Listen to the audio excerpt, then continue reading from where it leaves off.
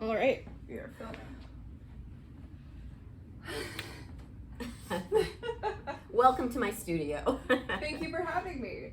All right, so how about you tell us about kind of who you are and where you're from and all of that? Well, I'm originally from Phoenix, Arizona. I've also lived in Southern California, and for a long time now I've lived in Broken Arrow, Oklahoma.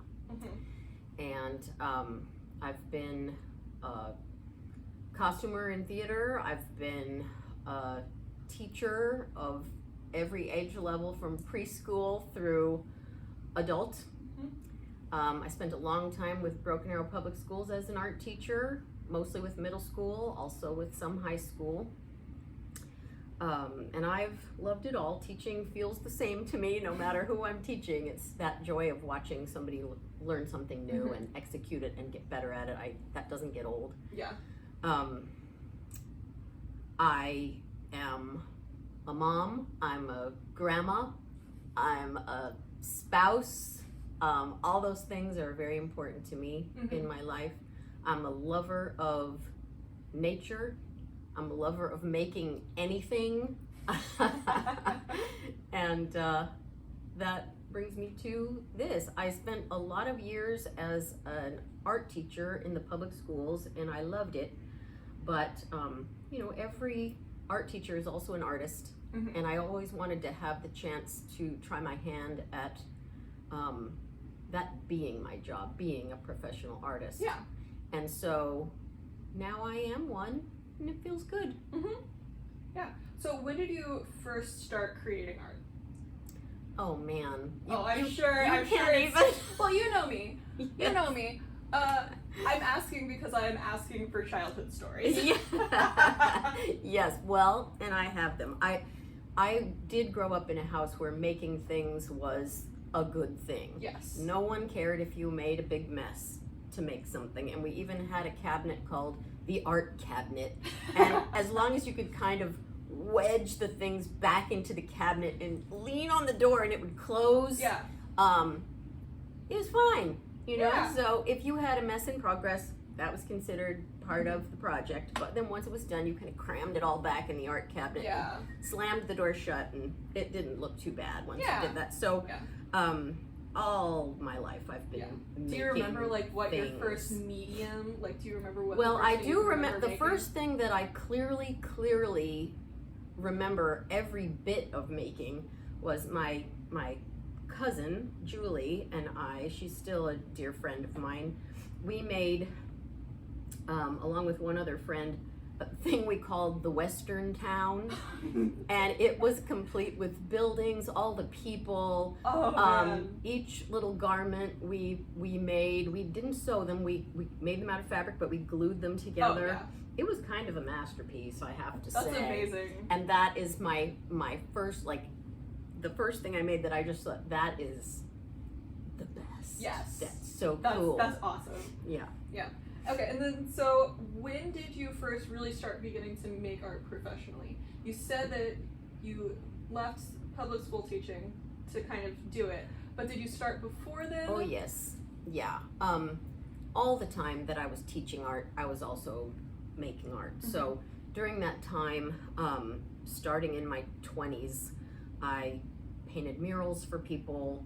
I built things. I didn't really start the mosaics till later, but I was always doing something, a drawing for someone who would ask me to do it. Sometimes I got paid, sometimes I didn't. But since my 20s, I have been paid to create art for people in various capacities. I just didn't have as much time to do it. That occurred in 2015 when I left my full-time teaching position. But no, before that, for years and years, I have made things and gotten paid for it. In Broken Arrow, I have a big piece at NSU Broken Arrow, and that was created while I was still a full-time teacher. Yeah. So I did plenty of artwork for others during the time I was teaching. Yeah. What specifically made you interested in doing glass mosaics? Really, I really think it's light. Because when you're drawing and painting, which I like, but when you're drawing and painting, you're always trying to create that sense of light in your work. And in glass work, you're almost using light as a medium. Yeah. Like, what will light do in this case with this glass? And I always say, like, light, you can either stop it when you're working with glass, you can stop it so it won't come through. You can reflect it like a mirror does, or you can use translucent bits that will bring it right through your work. And combining those in different ways is a real joy for me. And I love how glass changes throughout the day or with the weather, or a stormy day. My piece is different than a bright sunshine day, you know. And I think that the way glass uses light is really what got me. Yeah. So you had mentioned that you like the painting and all of that. Do you still do a lot of that? Like, kind of as almost Not a more a lot, hobby? because you don't have time. Once you get on a roll with something, I just completed 2 rather large commissions and got them installed and all of this, and you know, then I have a show coming up, and that show will be glass, you know, you know about that, that's why you're here. You just run out of time. And most artists, not all of them, some are luckier, but most artists, you're a one-person show. You are your secretary, you are your accountant, you are the creator, you are the person who sets up the show, and you are lucky, and I am lucky, to have a group of people around you who will help you. You know, sometimes a little bit off of you. I sometimes feel a little bad for my husband, but he enjoys it. He dives in and he does a lot of my work on framing and hardware and those kind of things. He does a lot of that, helps me carry the heavy stuff and all of that. I have friends who do the same thing. You know, you just you're so busy that you just run out of time to do everything. But I do love other mediums. I do love drawing. I do love batik. I love paper mache. You know, I love clay. Since I taught art for a long time, I've had experience with so many mediums and the joy of those mediums, and watching kids experience the joy of those mediums. But yeah, now I'm 90% glass. Glass. Yeah. Okay, so you were talking about the show earlier, and so what's the like main themes that you're working with for the show right now? Okay, well, Arts at 302 the Arts at 302 is in the Rose District, and my show title is Glass Colored Roses, which is, of course, a takeoff on rose-colored glasses. And it's really indicative of what my art does for me. Looking at the world through glass-colored roses, I see it in a more friendly light. I think the original saying that looking at the world through rose-colored glasses implies there's a certain part of that isn't the way I look at the world. Like, it implies that you are only seeing the good parts, you're not noticing reality, you're only looking at the good and getting rid of everything else. That is not how my art helps me see. I mean, you can't help but see reality. It's there, you know, I accept it. Bad things happen and keep happening and will happen for your whole life, but also great things happen. And I think my artwork, it helps me find the beauty in the bad stuff too. In all of life, in all of reality, I'm looking for the beautiful parts, the parts that make me feel good, the parts that help me out of a hole. And when I am looking at it in that way, and then I'm actively creating something that helps me show the way I feel or show the beauty that I've found in a situation in my own way. That's me looking at the world through my glass, and it feels better that way. If I didn't have my artwork, if I wasn't creating, I don't think I'd be doing very well. It's my therapy. Yeah. It's many times my medicine. Yeah. And I always hope that my medicine, what I'm working on, ends up being that for somebody else. Yeah. You know, the commission that I hung recently is a whole bunch of birds for a woman who needed a little happy punch in her life, and has told me that it's given her that. You know, that's a great that's what thing. You want to hear. You know, that's so nice to hear that. So nice to hear that. Yeah. So what specifically drew you to working with like Broken Arrow and Arts at 302? You mentioned working with the public school system in Broken Arrow. I know that you are familiar with our director. Yes. Yes, and I think that it's felt like it's been a long time coming, having something directly related to art in Broken Arrow. Yeah. And this particular center has been a long time coming. It's been in the works for a long time, and I've been very, very excited about it. First of all, it gives me the chance, like when I'm in my studio here, trying to do a different medium here is hard because I'd have to get all my glass out of the way, and at Arts at 302, I can work on other mediums without any trouble. I'm going to be teaching a paper mache class there, you know, in a classroom that will be ready for me to go in and set up paper mache. I don't have to move my glass out of the way or anything like that. Don't have to make sure you're not losing anything. Yeah. Securing everything. Right, and it gives me the chance to work with more people, teaching them something. I have never gotten tired of teaching. I teach people here. You know, I always have in any given week at least 12 people come through here in classes. Yeah. And so that just opens that up for me. I can teach more people, still be a professional artist, still work on my glass, but have this other place where I can go and meet up with other artists, meet up with other people who just want to make something. Yeah. That's fun. And it's right here at home.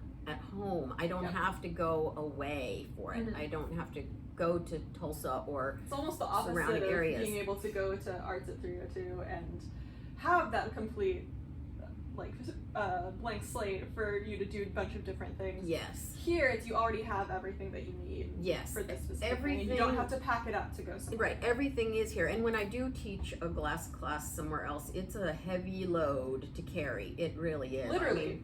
I mean, heavy load to carry physically, and a lot to organize. And there, I will be able to just put other materials that I want to teach in that space and leave them there. Yeah. How nice. Yeah. Okay, so what's the favorite piece that you've done for the upcoming show? Well, it's a little bit of a secret, but I'll tell you a few things Yeah, you can about tell me it a few things. to try to draw people into my show. Okay, so I never quite know what I'm going to be working in because I keep my mind open there, and if I can get a sheet of glass into something, I know I can build a mosaic onto that. Yeah. And I'm working in a piece of furniture. Ooh. Yes, and that came to me through one of my students here. I actually ended up trading a set of classes. We did a little bartering. I traded a set of classes for this piece of furniture that has glass parts in it. Ooh. So I am mosaicing into those parts. That's very exciting. And it is very exciting, and I'm going to be bringing that in as kind of one of the central features of my show at Arts 302. Oh yeah, so because that's got the ability to be a standalone kind of thing. It kind of does, and it's one that the subject matter is near and dear to me and shows some things that I really truly love and things that I think make life good in it. Yeah. And Yeah.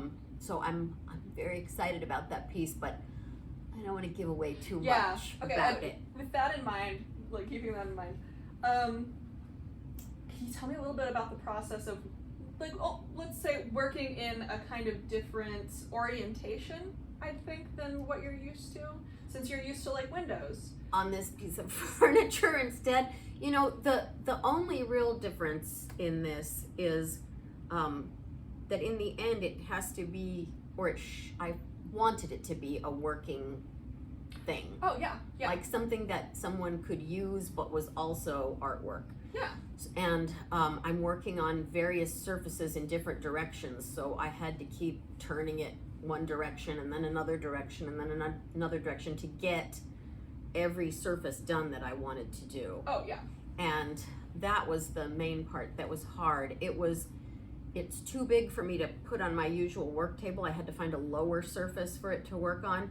So for the last 2 months, this item has been laying across my coffee table in my family room. Yeah, that and I counts. just am thankful I'm married to who I'm married to, because he always just finds it sort of entertaining and fun. Oh, for sure. He's never like, gee, we're staring over this piece of furniture to see our television. Or he doesn't care. He's fine with it. That's so great. it's all that kind of logistics of working on it have yeah. been a little different than something that's flat. Yeah, that's so. Okay, tell me if this is. But so, do they kind of interact? Do the different planes kind of interact with They each other? do. That's exciting. They do. I'm very excited to see it eventually. They do. And so are you finished with all of the pieces yet? Because it's going to be mid-June. It's gonna be mid-June. I will bring in a couple last-minute pieces right before the reception, because I Yeah. like there always be something new for the reception. Yes. And we're a little divided on the time between when I will start setting up and when the reception is, and there are a lot of reasons for that. They're all okay with me, but I still want to have a few new things show up Yes. right before the reception. So Have you started work on those yet? Or are you I trying to finish some of the other stuff? I have. Actually, I mean, this piece right here will show up in my show, Yeah. and it's certainly not done. Mm-hmm. We're also going to be going out of town for a couple of weeks soon, but we're going to our little place that we have in the woods in northern Minnesota, and I have a little studio set up Many there. people going to Minnesota lately. So it's a nice place to go. It's a nice place to go. So I will be working on a piece there as well Okay, that so will you're- likely end up in yeah. the show. So I was gonna ask, like, if there's one piece you're really looking forward on working on in the future. There is actually, and it has nothing to do with the show, but it's always harder to get to ones that are for me or for my Yeah. family or for my husband, and I kind of have to finally think of them as a commission from myself, Yes. or I will never do them. Yep. But there's one I've been putting off for a long, long time, and I really want to do it, and it is for our little place in Ely, Minnesota, and it's going to be based on just the colors that I see there in the lakes and the water and the woods. Oh, that's gonna be And beautiful. it'll be somewhat abstract, but it Oh, will yeah. be based on what I see when I'm there and what I feel when I'm Yeah. there. It's kind of how I get to know a place. It's how I Yeah. felt when I first came to Oklahoma, like getting to know the birds, getting to know the plants, getting to know what is here, and that ends up just diving right into my artwork. Yeah. And I want to do that there because it doesn't feel like home until